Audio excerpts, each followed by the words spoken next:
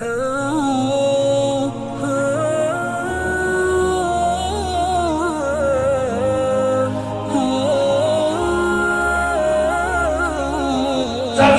provinsi yang memang betul-betul menerapkan ada pasal di syarat pasal di kita dulu, Sumatera Barat.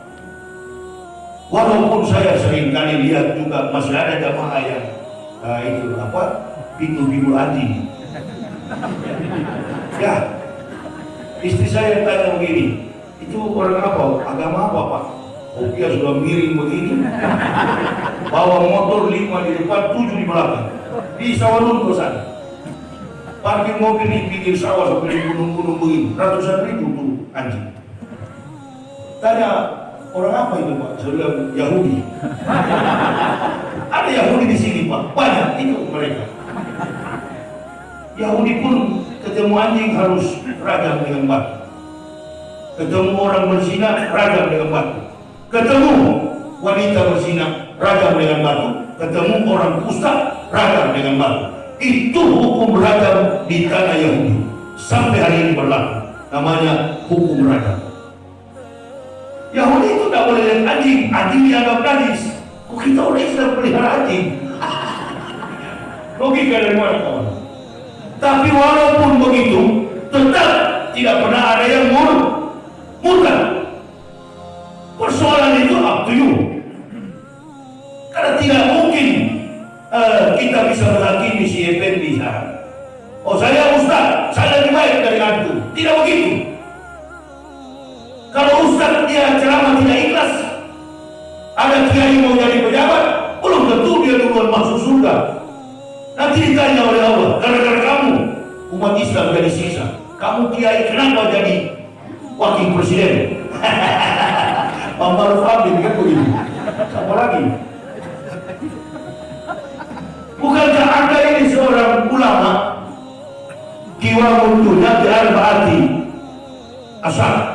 Tertib dunia ini bergantung pada 4 orang. Yang pertama bi'ilmi ulama, ilmu para ulama. Tidak tertib dunia ini, dia domba umat Islam tiap hari. Betul? Dia domba. Saya lihat jasanya itu, jasanya pakai jiwa Kristen atau Islam. Yang tadi pagi di samping Habibana pakai jiwa, hakimnya juga dan jaksa penuntut umum orang Islam. Kalau sudah begini, yang tepuk tangan iblis dan kafir. Saya ini pernah dari sana, sekarang di sini. Dulu saya kafir, sekarang saya Muslim. Tahu persis bagaimana kekuatan orang kafir dalam hamparan sejarah tidak pernah menang melawan Islam. Cara salah satunya pakai Islam untuk menghancurkan Islam. Ini Abu Yunus, Abu Sepatu, Abu Sandal ini. Kalau sampai Jokowi turun 2024, dari kemana kalian munafikun? Entah mau tinggal di mana orang-orang itu. Saya terus berpikir, oh, tidak mungkin Nabi Muhammad ini berjalan sendiri dengan konsepnya. Mulai saya merahasiakan, diam-diam saya cari Al-Quran. Kebetulan ada teman saya di Manado, orang Gorontalo. Dia Muslim, tapi meminum alkohol.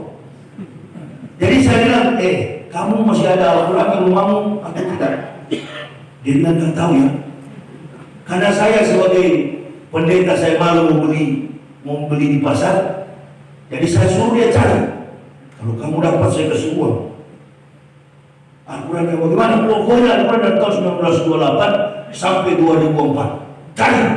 Banyak sekali. Sudah, satu Al-Quran saya bayar kamu. Oh, dia datang banyak sekali sampai ke kampungnya dia cari. Masih ada Al-Quran itu. Saya mulai periksa dengan menggunakan mikroskop. Saya lihat huruf hijaiyahnya, saya baca terjemahnya, bolak-balik selama kurang lebih 8 tahun. Bukan 1-2 tahun saya pelajari itu isi Al-Quran, 8 tahun. Itu pun sembunyi. Hati mulai ragu. Saya bertanya, Kalau sampai ada hubungan antara Al-Masih dengan ajaran Rasulullah SAW dan Muhammad, akan saya tinggalkan agama Kristen. Bukan orang Islam yang meyakinkan kepada saya. Saya yang membandingkannya antara Bible dengan Holy Quran. Saya baca, saya lihat, saya mulai tulis ayatnya. Dulu beda dengan sekarang. Dulu tidak ada seperti Google sekarang. Lihat, mau cari opa dan oma saya hilang dari tahun 1953. Ada itu. Dapat nanti. Oh, bagaimana Aristoteles dalam perjalanan sejarah. Buka, dapat apa saja, dapat. Mau cari hadis, mau cari ayat Quran, dapat sekarang. Tapi dulu belum ada itu, secanggih itu media sosial. Saya buka, saya periksa satu-satu. Oh, kalau Isa perlakuan ibadahnya sama dengan Muhammad, saya akan masuk Islam. Apakah Rasulullah Muhammad ini berhubungan dengan Ibrahim? Apakah di Al-Quran ada Nabi Ibrahim, ada Daud, ada Musa? Apakah sama dengan perjanjian lama, Old Testament? Karena kitab Kristen itu ada 66 kitab, 39 perjanjian lama, 27 perjanjian baru. 39 kitab perjanjian lama merupakan kitab adopsi dari orang Israel. Judulnya Old Testament, perjanjian lama. Sedangkan perjanjian baru didominasi oleh konsep pemikiran filsafat Paul of Tarsus, Rasul Kristen yang kemudian mengangkat dirinya sebagai Rasulullah. Dia mengatakan dia Rasul Allah. Di Korintus, provinsi Akhaya, Asia Kecil, dia perkenalkan dirinya sebagai Rasul, ditolak oleh orang Yahudi. Orang Yahudi berkata, tidak pernah ada Rasul yang bernama Paul.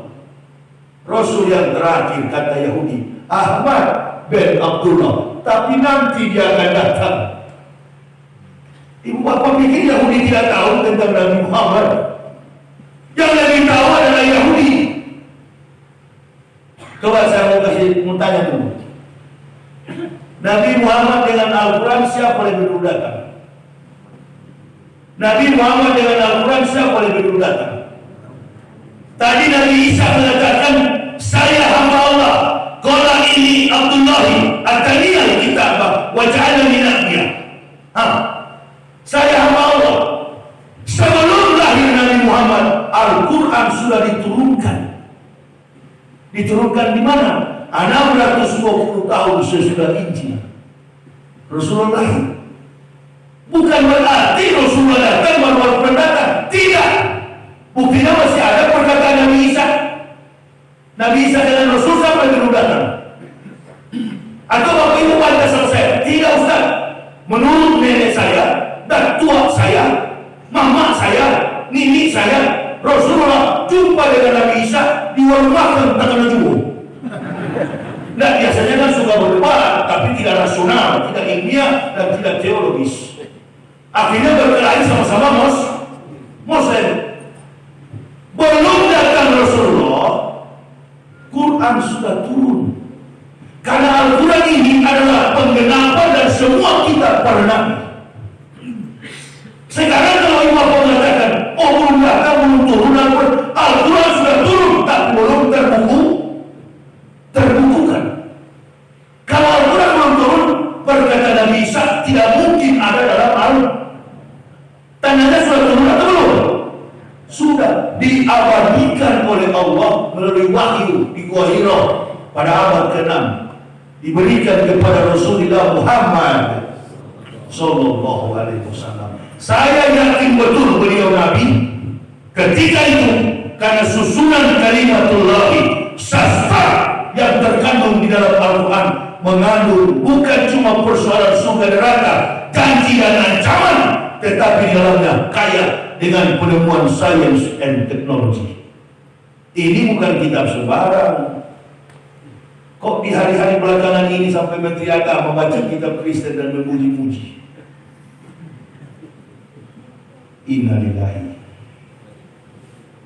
Ya Allah, kehabisan pejabat yang berkompeten kita ini. Inilah kalau pekerjaan diserahkan kepada yang bukan rezim yang ada bukan negara. Sebentar lagi rezim ini akan turun, akan berganti rezim yang lain. Kita berdoa, mudah-mudahan Gatot dan Anies Baswedan sehat-sehat. Ini orang dua kagak, satu mantan panglima, sesuai dengan syarat bastotan fi ilmi wal jismi al qawiyul amin. Pemimpin yang bastotan, pemimpin yang kuat. Ini satu sudah begini, ini satu tinggal. Betul apa betul? Ini bukan orang-orang orang, tapi ini fakta kawan. Tidak bisa kita menghina-hina orang kalau tidak sesuai. Kecuali orang kuat baru saya bilang begini, itu pidana itu. Tapi kalau memang betul ya bagaimana? Itu untuk bagaimana? Memang faktanya begitu. Iya kan? Bahkan Rocky Gerung bilang kekurangan oksigen. Cocok. Orang kalau sudah kurang oksigen susah menyelam, diving. Kenapa? Ilmu itu digambarkan sebagai lauful mahfuz, lautan ilmu. Jadi orang tidak bisa menyelam ke dalam karena kekurangan oksigen. Saya nggak tidur tapi oksigen saya tetap ada karena ada kopi begitu. Kuat minum kopi itu orang pintar, IQ-nya tinggi. Antum kalau pintar minum kopi lah banyak 19 gelas sehari. Bikin yang dingin, jangan yang panas. Maka kenapa? Kopi 19. Saya ini pintar dihina dengan kopi. Ya memang tiap hari datang minum kopi saya 19 gelas. Tanya hari saya, tanya istri saya. Gula 1 kilo cuma 3 hari, putus. Ini tidak manis ini kopi tadi. Kalau sudah cerah begini, detektor paling utama untuk mengukur keikhlasan panitia dan kopi. Dari awal saya minum tadi memang baik. Sudah tidak ikhlas ini. Bismillah, anak salah kahwa. Sudah ketahuan dari kopinya memang tidak manis. Ini kedua baru manis. Dia sudah lihat muka lima saya. Ini seru ini. Kan begitu. Makanya ibu bapak, saya simpulkan. Ini kadang-kadang memang sengaja mencari masalah. Tadi malam saya tanya ke jamaah di mana ini, Bangkok Selatan sana. Tadi malam saya ceramah di Bukit Kuat, barulah Masjid Al-Ihsan. Saya tanya, apa nama kitab suci orang Kristen? Mereka bilang Injil. Siapa yang bawa Injil? Isa Nabi orang Kristen atau Islam. Loh, kitabnya di gereja, orangnya di masjid. Bagaimana ini? Siapa yang ajar kalian dari dulu? Inilah makanya saya orang kafir jengkel sekali sama saya. Karena saya tukang bongkar, kalau fondasi tidak kuat, sudah roboh ini bangunan. Jadi bukan persoalan ini sudah duluan Islam, ini baru masuk, bukan kawan. Siapa yang fondasi keislamannya kuat, yang dilandasi oleh pengetahuan al-Islam bi'ilmi. Islam itu ilmu. Al-ilmu bil-kasab, labina sabuk. Ilmu itu dipelajari bukan karena nasab. Ilmu dipelajari bukan karena nasab. Al-Islam bi'ilmi. Islam itu ilmu. Orang masuk Islam, saya sudah ribuan Islamkan orang di Indonesia ini. Saya bilang, saya tidak bangga ente masuk Islam. Saya bangga kalau Anda paham Islam dan kemudian mengamalkannya pun ringan. Begitu.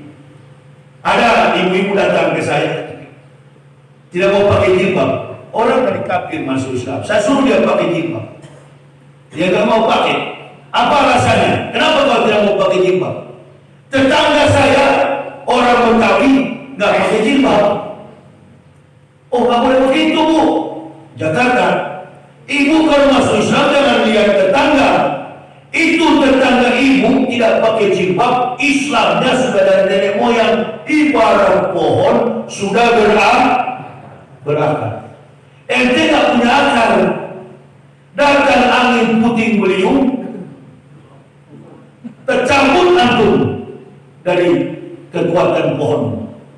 Kalau orang Islam tidak begini, dia sudah berakar, tapi ente yang masih baru. Nah, ini juga menjadi peringatan. Jadi tidak penting orang masuk Islam, yang paling penting orang paham Islam.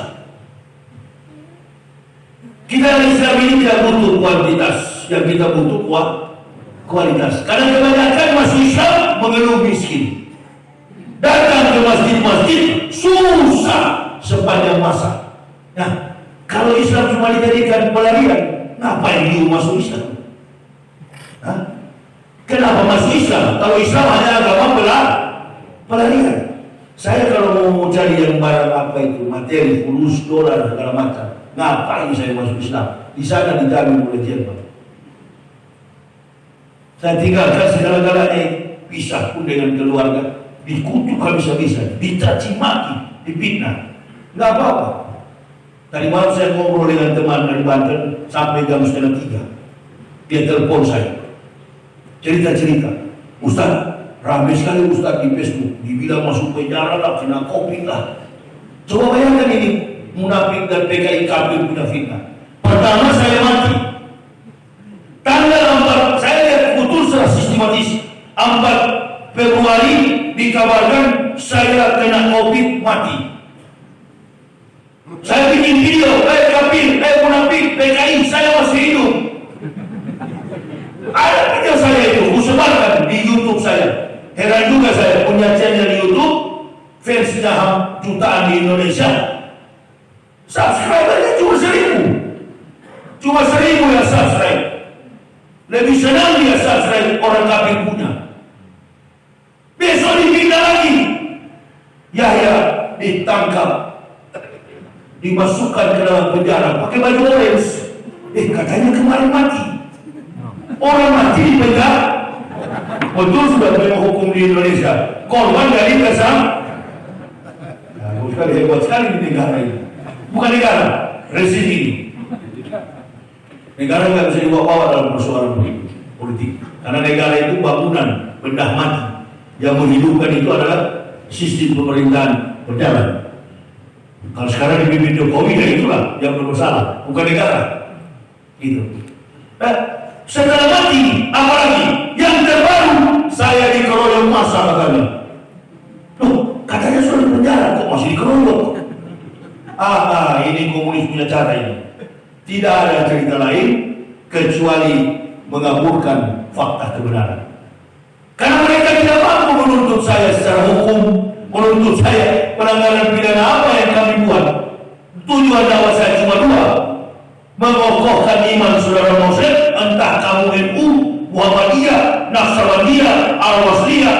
Tadi imam tidak kunut, besok nanti ada yang kunut. Saya disuruh imam tadi, kan sudah sering saya bilang, kalau sholat subuh saya tidak mau biar didongkrak.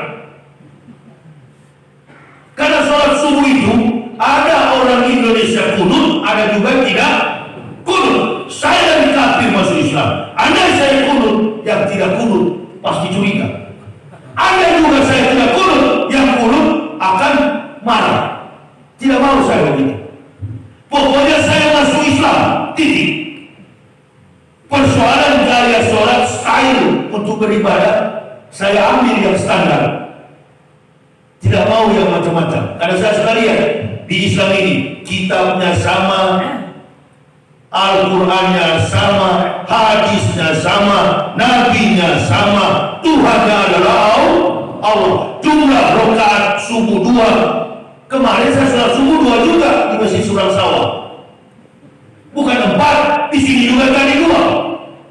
Zuhur 4, Asar 4, Maghrib 3, Isya 4. Totalitas 17 rakaat 5 waktu. Kalau di Kristen tidak. Katolik kitabnya beda. Protestan dengan Katolik tata cara liturgikanya, hukum syar'i ibadahnya beda. Pantekosta dengan Adventis beda. Setiap organisasi denominasi gereja tidak sama, tidak seperti Islam. Begini, musafir dari Jakarta lewat di sini, melintas. Jam 12 siang, muazin berteriak, azan, Allahu Akbar, Allahu Akbar, turun. Sekeluarga parkir mobil, sholat. Nggak ketahuan dia NU atau Muhammadiyah. Yang penting masjid. Anda ini gereja, ada mobil lewat hari Minggu, orang Kristen mau kebaktian, dia lihat dulu, ini Katolik, saya Protestan, saya nggak bakal masuk di sini, karena tidak tercatat sebagai jemaah. Kalau Islam di Amerika antum imamnya boleh sama tajwidnya, makhraj Qurannya dengan imam tadi, sama, nggak pakai bahasa Inggris, menggunakan bahasa Arab. Itulah kebenaran agama Islam. Sampai ke ujung Afrika bacaannya sama. Kalau di Kristen enggak. Nah, cuma perbedaannya di dalam Islam, saya baru pertama kali ke masjid, oh ini yang beda rupanya. Ujung jari. Ada yang agak nakal. Itulah saya bilang, saya masuk Islam standar. Enggak terlalu banyak gaya. Takbirnya pun kaki dibuka hanya sedikit. Kata guru saya, selebar bahu Pak Yahya aja lebarnya. Jangan juga terlalu lebar ngambil. Udah 5 sak ente takbir di surga. Ada ini. Lebar tidak boleh, terlalu jepit juga tidak boleh. Mengingat kaos lampu kita bisa. Ini kaos lampu 55 Petromax itu tidak tahan panas. Kalau imam tadi ayatnya panjang, tahu nggak maksud saya kaos lampu? Di sini saja sudah ketahuan agama yang masuk akal. Dia tidak suruh orang lurus begini karena bisa pecah kaos lampu itu. Apalagi yang cap 55 itu kurang tahan panas, dan tahan panas butterfly. Saya di kampung kan dulu opa saya punya lamanya lampu Petromax. Islam tahu, oh buka sedikit. Secara eksologi, etika, logika, estetika. Sebelum masuk masjid, bersuci dahulu. Pakaian tak perlu mahal, tak perlu pakai sepatu. Tanggalkan kasurmu di mana tempat engkau berdiri, disitulah tempatmu yang suci. Ketika Allah perintahkan Musa berhadapan dengan Allah, itulah masjid. Jadi saya cari referensi dalam perjanjian lama, saya cari juga dalam implementasi ibadah Islam. Oh, pantas orang Islam ke masjid lepas sandal.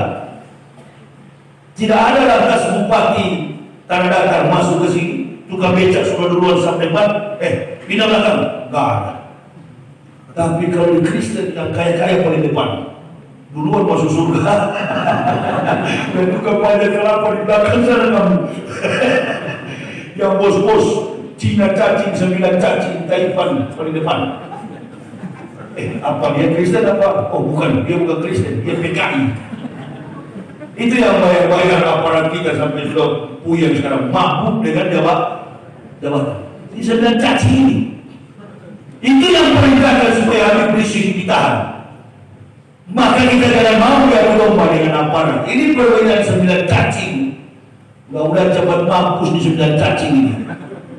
Ini akan terjatuh di pesawat udara di atas. Itu. Kita tidak ada perbedaan. Oh saya perhatikan, ujung jari rupanya yang beda. Tangan begini, putar ke bawah, ada yang cungkil-cungkil begini. Ini yang baru ini, 1442 Hijriah. Oh cuma itu yang beda. Ada yang begini, macam-macam gaya. Kalau di Kristen nggak begitu. Duduk sama-sama, tidak boleh seperti Islam begini beda kan? Ibu-ibu, akhwat belakang, ikhwan depan. Di Kristen duduk sama-sama. Oma-oma pun, wah ini satu tadi, you can see. Oma-oma sudah keriput bu. Bajunya baju rok pendek, masuk gereja. Sebagai pendeta saya lihat dari atas. Memang setiap minggu cuci mata saya. Tapi begitu Islam, apa yang saya mau cuci nggak ada. Tertutup rapi pada bidadari. Inilah al-Islamu ya'lu wa la yu'la. Mau ditandingkan dengan apa? Teori kitabnya tak mampu diselewengkan oleh otak dan tangan kotor manusia. Bible Kristen itu setiap tahun direvisi oleh otak dan tangan pendeta. Walladzina kafaru wa kassabu bi ayatina ulaika ashabun nar khalidina biha wa bisal masir. Dan orang-orang kafir, kata Allah, yang mendustakan ayat kami tempatkan mereka ke dalam neraka jahanam. Itulah seburuk-buruk tempat kembali. Kok Al-Quran tahu kita bohong, kita tukang rombak. Itulah saya pingsan memang. Allah Akbar. Insya Allah Al-Quran saya mau ikuti kamu. Saya bicara sama Al-Quran, bukan saya bicara kepada orang Islam. Al-Quran yang saya baca betul. Saya tak tahu baca. Kok kamu tahu? Saya akan ikuti kamu, ya. Panggil bini saya, ayo masuk Islam. Nggak mau saya, lebih baik cerai. Ya, pertama dia tidak mau masuk Islam.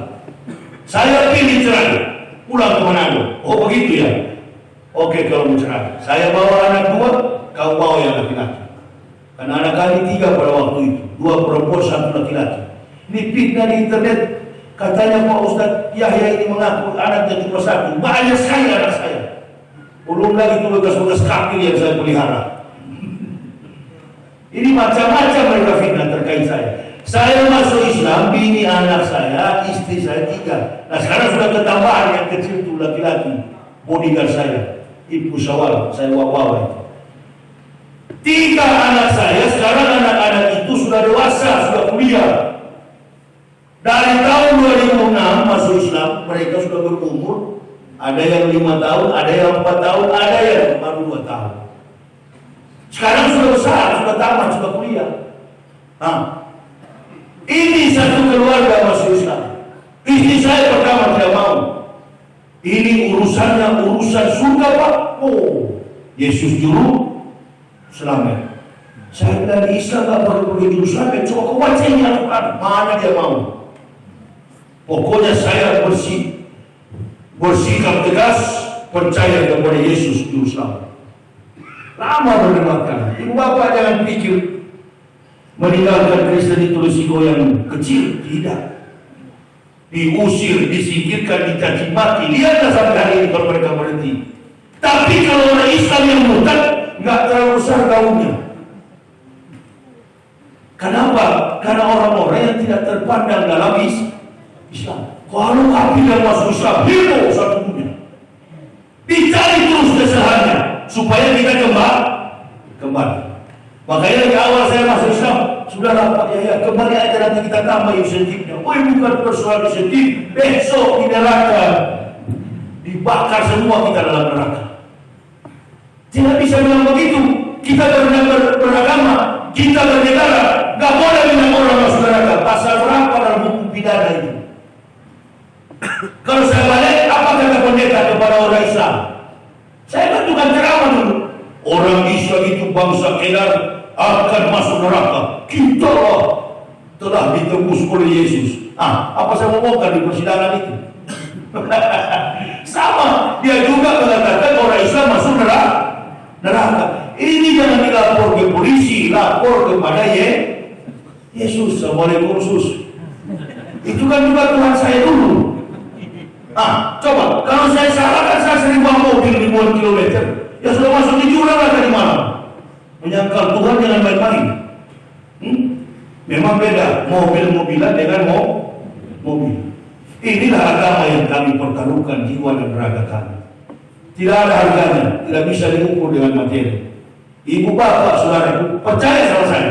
Ada kuburan termahal di apa sana, dekat tetangga saya itu. Karawang. Namanya Saliaga Hills. Sudah beberapa pejabat saya ikuti dikuburkan di situ. Paling murah kuburannya 200 juta. Ada yang 10 M. Nama pemakaman itu Saliaga Hills. Seorang pejabat saya tengok begitu dikuburkan, duta besar lama di Jerman. Saya tengok begini, Allahu Akbar. Lamborghini nggak dia bawa rupanya. Cuma kain kapan ditutup.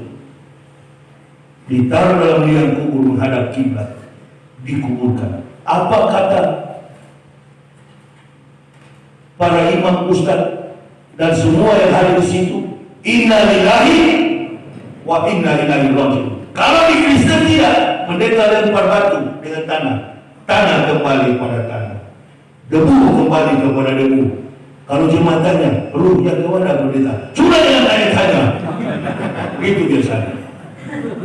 Apa yang saya katakan kalian itu karena bersifat doktrin. Kalau Islam nggak bisa. Segala sesuatu berdasarkan Quran dan hadis. Apa tadi yang disampaikan? Rasulullah tinggalkan kepada kita Quran dan hadis. Referensi inilah yang saya suka. Mungkin karena kemampuan ilmu saya juga, otak saya sudah tidak sesuai dengan ilmu omong kosong di sana. Karena di sana kan sempit teorinya. Allah perintahkan kau masuk Islam Yahya, di sana tempat menyelam yang paling baik. Jadi tidak cocok. Makanya ketika saya baca Al-Quran, kadang saya ketawa, kadang pula saya menangis. Saya ketawa itu karena Allah tahu dosa-dosa saya. Kok Al-Quran tahu ya? Yang kami sembunyikan sebagai ahli. Banyak yang kita sembunyikan di rumah. Cuma kan persoalannya kalau mau masuk Islam, pendeta berpikir juga. Mobil hilang, gaji hilang, dikutuk, diusir oleh keluarga. Saya nggak peduli. Begitu saya masuk Islam, lari ke Jakarta, tinggal di Jakarta. Nggak pernah saya kerja bangunan. 4 bulan kami menderita, satu keluarga. Sedikit pun tidak pernah terbersih untuk kembali ke agama Kristen. Karena kami tahu, kami lahir telanjang, akan pulang juga telanjang. Alhamdulillah, hampir 15 tahun kehidupan keluarga kami tetap setia dalam mempertahankan iman Islam. Dan dari pertama waktu saya berceramah sampai sekarang gak pernah berubah. Amar ma'ruf nahi munkar. Saya gak cuma mengambil ma'ruf, saya menegakkan yang munkar. Orang banyak memilih ma'ruf supaya jadi pejabat. Saya melakukan kedua-duanya, bahkan lebih kental saya dengan munkar. Jadi ibu bapak, pertahankan ini. Doakan Habib Rizik Syihab. Doakan terus. Ucapkan saja, mau di rumah, mau di jalan, ya Allah, bebaskan Habib Rizik Syihab, Habibana, sebagai simbol perjuangan suci umat Islam. Beliau dihina, beliau difitnah, beliau diperlakukan dengan tidak adil oleh rezim ini. Hanya Engkaulah yang punya kekuatan. Kami tak mampu, ya Allah, bebaskan kami Rizik. Satu-satu kita ucapkan setiap hari, roboh benteng keangkuhan arogansi rezim ini. Insya Allah, bagi manusia mustahil, bagi Allah tidak ada yang mustahil. Jangankan benteng penjara, benteng rezim ini pun bisa rontok sekalian. Hanya dengan doa. Karena kalau berjuang nggak ada yang berani, semuanya seperti anjing kuning saya lewat tadi, ekornya ke bawah, hampir saya tabrak di pantat dia.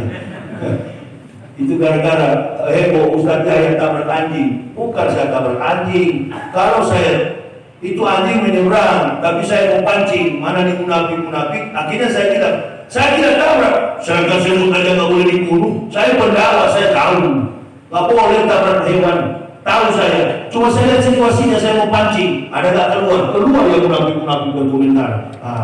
Kena betul. Wah, tanya istri saya tabrak nggak? Itu anjing menyeberang jalan. Saya kecepatan tinggi, perbatasan Jambi dan Riau.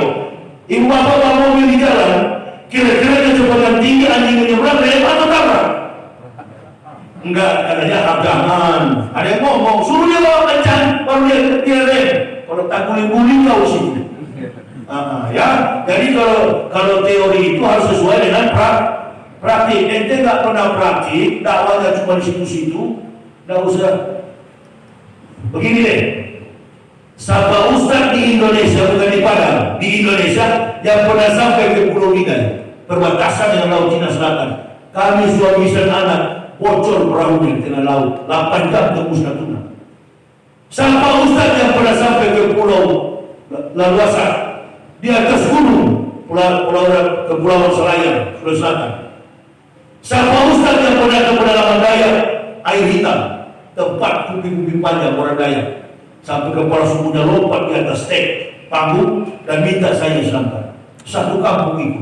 Siapa yang sampai ke pedalaman Kalimantan Barat, Manis Mata? Kami suami istri sudah sampai. Di sini juga Pulau Kijang yang ada di Riau. Semua di sini banyak kumpul. Apa itu? Pernah saya tikungan seperti bukan neraka itu, namanya Mahe. Siapa yang pernah ke sana? Karena politiknya ngomong baru Ustaz yang ke sana. Namanya Mahe, begini-gini, tidak ada pagar, hukum pagar. Jalannya cuma 1,5 meter. Apa kata panitia masjid? Orang yang tuntut saya, kaget saya, sudah dibawa. Apa kata pengurus masjid di Mahe? Ustaz, tidak ada orang Sumatera Barat, dari Padang, dari Solo, dari mana-mana ke Mahe tanpa meminta sopir khusus.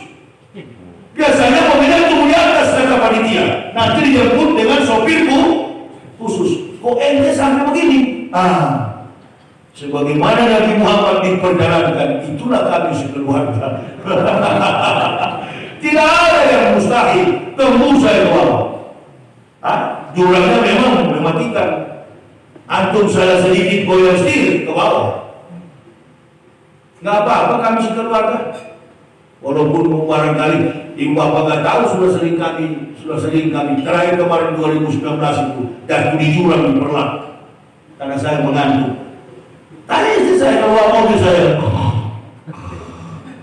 Sementara ngorok, sementara bawa mobil. Sampai bawah itu kira-kira. Yang mana ikan lah. Karena mengantuk, tidak kontrol, tidak istirahat. Buru-buru mau ke Medan, saya kira lurus, padahal tikungan. Masuk ke dalam jurang, tak kuling-kuling. Sedikit pun kami sekeluarga bertiga, saya, istri dan anak, terkelupas pun tidak. Mobil saya tinggalkan, ambil pakaian, yuk kita ke Medan. Ini mobil, tinggal aja sedikit biar aja, nanti kita beli lagi. Orang tanya, Pak bagaimana mobil? Ini saya titip kuncinya, tolong diangkat pagi. Antar kemana Pak? Nanti saya kasih tahu di hotel mana. Begitu datang ke sini ke mobil, sudah peot semua, kata spionnya sudah gak ada, hilang. Sambil bilang, Ustaz bagaimana di mobil? Sudahlah, ambil aja lah, gak mau saya pakai lagi. Nanti Allah ganti baru, diganti lagi yang baru. Apa yang susah? Tanpa berjilat. Tanpa apa kalau bahasa Padang? Berjilat. Tanpa berjilat. Dapat, minta kepada Allah. Ini bukan ulama dapat, apalagi ulama. Dengan kejadian begini, kita umat Islam jadikan sebagai pelajaran, apalagi sebagai ulama. Bergantunglah sepenuhnya kepada Allah. Saya dari Kristen sana masuk Islam hanya bawa tangan 10. Setiap saya meminta selalu Allah berkati. Dan kami selalu biasa meminta doa jemaah agar kesehatan, kekuatan kami tetap prima dalam menjalankan tugas dakwah ini. Saya kira ini yang bisa saya sampaikan. Sedikit banyak lebih dan kurangnya, mohon maaf atas segala kekurangan kami. Insya Allah nanti malam masih ada jadwal saya. Di mana? Tapi foto baringin. Awal dibaringin. Nanti ibu bapak kalau mau ikuti bisa nanti malam. Ini mata saya sudah buka tidur ini. Inilah saya sudah tenang kalau sudah keringat begini. Jadi saya jam-jam begini lah biasa saya tidur. Nanti jam 10 bangun. Jadi gitu. Saya kalau dari jam pulang ceramah itu nggak tidur saya.